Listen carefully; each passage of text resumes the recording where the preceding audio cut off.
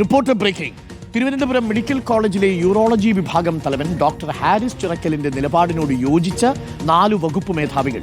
Medical കോളേജിൽ ശസ്ത്രക്രിയ ഉപകരണങ്ങൾ വാങ്ങുന്ന രീതി തെറ്റെന്ന് 4 വകുപ്പ് മേധാവികൾ വിദഗ്ധ സമിതിക്ക് മുന്നിൽ മൊഴി നൽകി. Nephrology, neurology, gastro, neuro surgery വകുപ്പ് മേധാവികളാണ് ഡോക്ടർ ഹാരിസ് ഉന്നയിച്ച വിഷയങ്ങളോട് യോജിച്ചുകൊണ്ടുള്ള പ്രതികരണം നടത്തിയിരിക്കുന്നത്. ഉപകരണങ്ങൾ തകരാറിലാകുന്നതുകൊണ്ട് ശസ്ത്രക്രിയ മാറ്റിവെക്കേണ്ടി വരുന്നുവെന്ന് ഇവർ തന്നെ പറയുന്നു.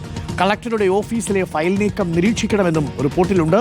4000 രൂപ വരെ ഉപകരണങ്ങൾ വാങ്ങാൻ നൽകിയെന്നാണ് രോഗികളുടെ മൊഴി.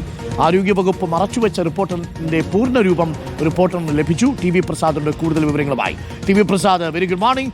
എനിക്കൊന്ന് വിവരാവകാശ നിയമപ്രകാരം പോലും ലഭ്യമാകാതിരുന്ന റിപ്പോർട്ടിന്റെ പൂർണ്ണരൂപമാണ് നമ്മളിപ്പോൾ പുറത്തുവിടുന്നത്.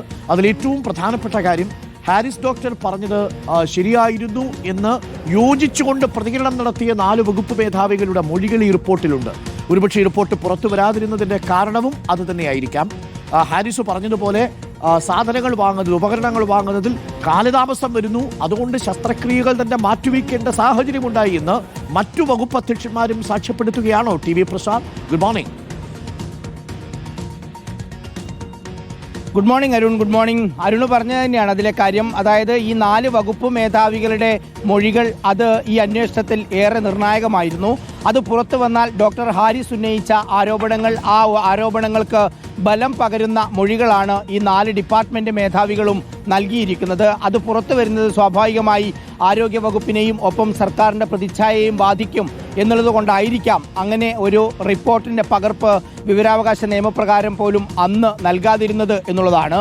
അരുണ് പറഞ്ഞതുപോലെ 4 ഡിപ്പാർട്ട്മെൻറ്റിൻ്റെ മേധാവികളാണ് ഡോക്ടർ ഹാരിസ് ഉന്നയിച്ച ആരോപണങ്ങൾ ശരിയെന്ന് പറയുന്നത്. അതായത് സർക്കാരിൻ്റെ ഈ ശസ്ത്രക്രിയ ഉപകരണങ്ങൾ വാങ്ങുന്ന രീതി തെറ്റാണെന്ന് മറ്റ് 4 പേർ പറയുന്നു.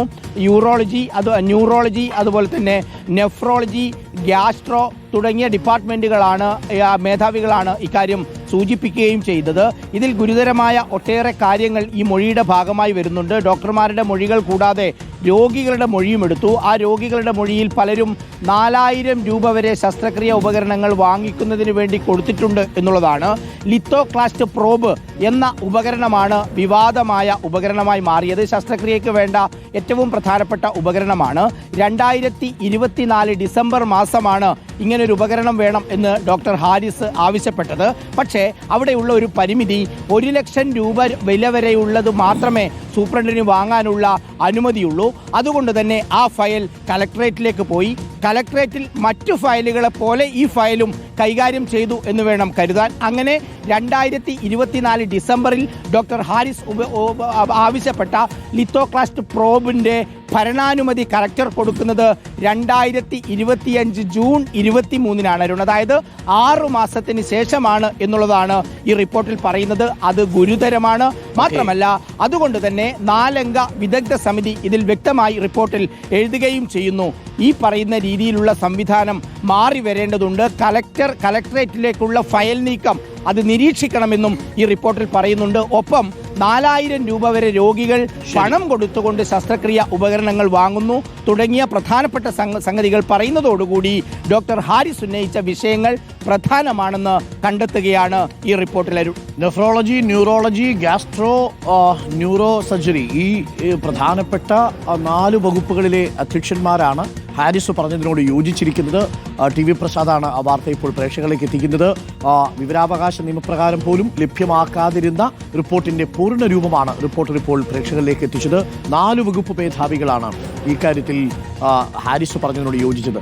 അവിടെ സാധനങ്ങൾ പർച്ചേസ് ചെയ്യുന്ന കാര്യത്തിൽ കുറ്റകരമായ അനാസ്ഥ ഇവിടെ സംഭവിച്ചിട്ടുണ്ട്.